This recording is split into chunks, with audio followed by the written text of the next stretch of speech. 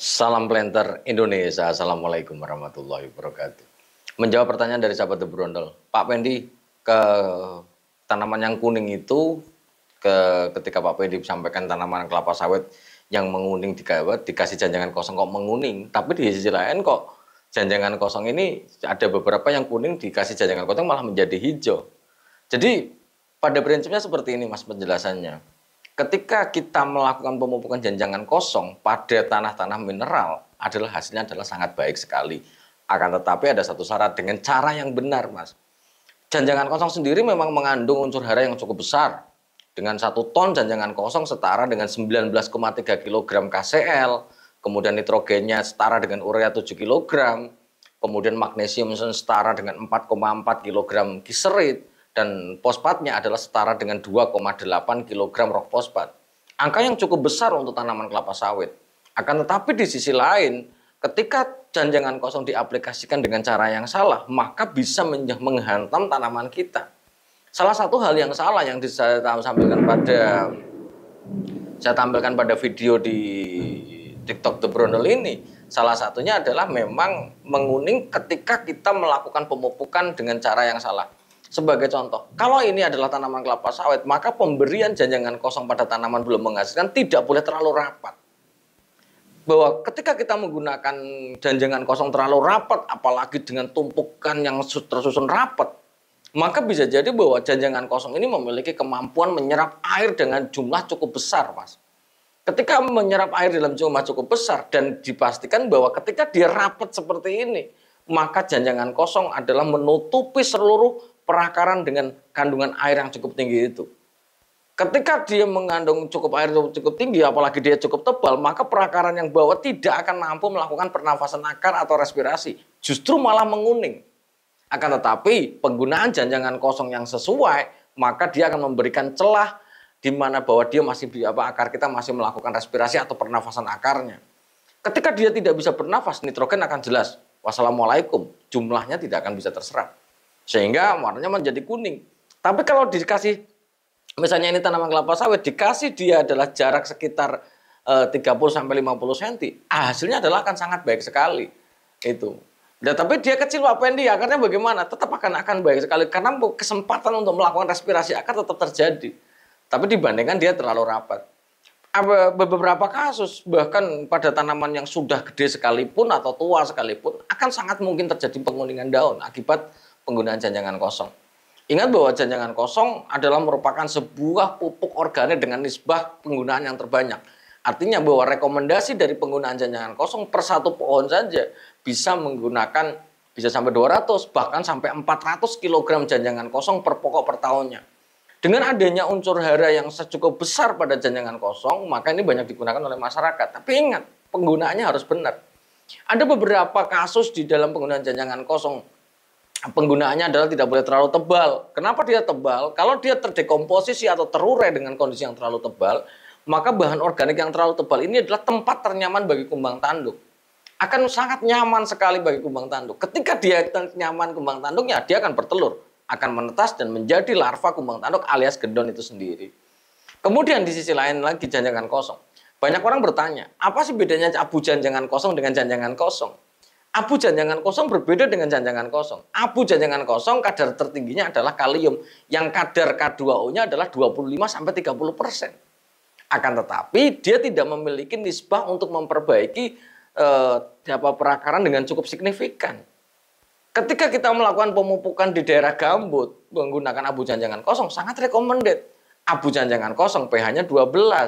Yang gambut pH-nya rendah, dia akan mengangkat pH menjadi netral. Tapi ketika kita menggunakan janjangan kosong untuk di gambut sangat tidak direkomendasi, apalagi gambutnya memang sering terjadi basah atau air luapan atau memang sering basah, maka sangat tidak direkomendasikan dengan menggunakan janjangan kosong itu sendiri. Janjangan kosong yang dia basah, terlalu basah, maka dekomposisi akan berjalan lambat. Bahkan kalau dia daerah tergenang, di mineral, di gambut, sangat tidak recommended dengan menggunakan janjangan kosong. Kalau menggunakan janjangan kosong, dekomposisi atau penguraian janjangan kosong berjalan sangat lambat, bahkan terbalik menjadi anaerob yang menjadi lebih lambat itu sendiri. Kemudian penggunaan janjangan kosong. Pak Pendi, apakah penggunaan janjangan kosong itu akan mengurangi pupuk kimia? Jelas, jawabannya adalah sangat jelas sekali. Jangan kosong di kadar unsur hara yang tinggi seperti itu yang tadi saya sampaikan, ketika digunakan di tanah mineral, maka pola yang harus dilakukan adalah bagaimana mengkombinasikannya. Penggunaan pupuk kimia yang terus-menerus mungkin akan berakibat tidak baik bagi tanaman itu sendiri. Kenapa? Apalagi jumlahnya cukup besar. Ketika dikombinasikan dikombinasikan dengan organik adalah sebuah kombinasi unsur hara dan pertumbuhan perakaran akan sangat baik.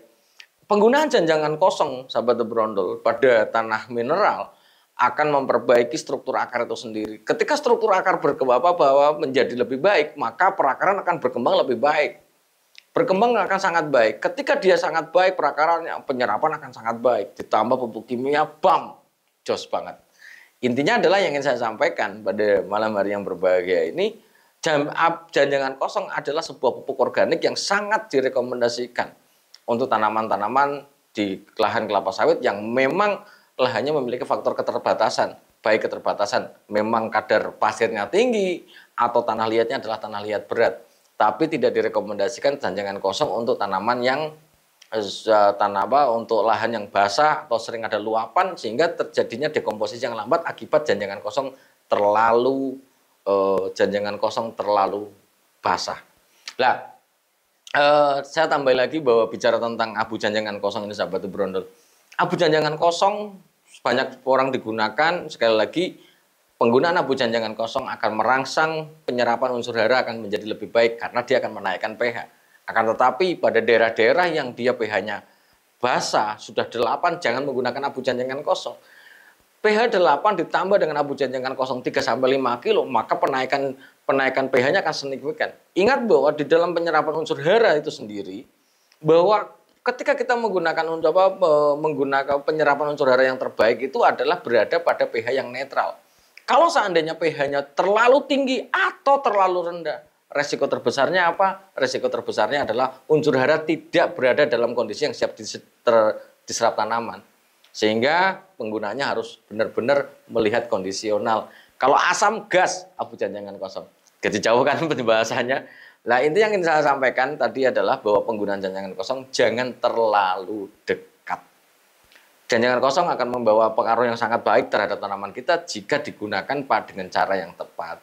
Nah, sebagai penutup di pembahasan janjangan kosong, penggantian pupuk kimia ke pupuk organik menggunakan janjangan kosong, maka tidak bisa saklek.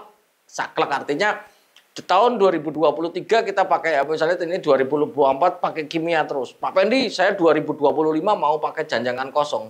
Bagaimana konsep peralihannya? Peralihan yang benar ketika kita menggunakan pupuk kimia, kemudian kita beralih menjadi pupuk organik, maka konsep dasarnya adalah 2024 kimia, maka 2024 kimia, 2025 separuh kimia, separuh organik.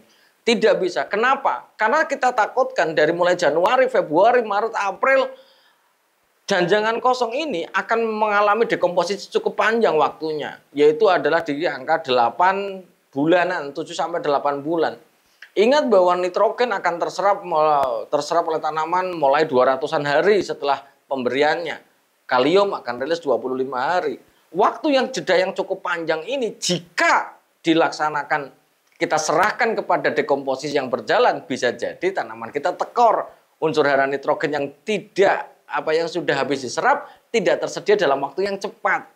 Untuk menutup itu, maka petani semuanya, sahabat berol semuanya, kalau menggunakan abu janjangan kosong lebih bagus. Kalau menggunakan janjangan kosong, maka lebih bagus separuh kimia dan separuh organik. Jangan sampai kita total menggunakan organik pada periode pertamanya. Yang ditakutkan tadi unsur hara yang mau diserap nggak ada, sementara dekomposisi belum kelar. Ini yang menjadi pembelajaran bagi kita semuanya supaya penggunaan janjangan kosong yang dengan jumlah produktivitas pabrik itu sendiri per 1 ton dan buah segar yang diolah akan menghasilkan 230 kilo alias 23% dari total TBS yang diolah. Gede sekali. Ini akan menjadi sangat wow ini, dan semoga beberapa PT akan memudahkan bagi petani. Terima kasih. Salam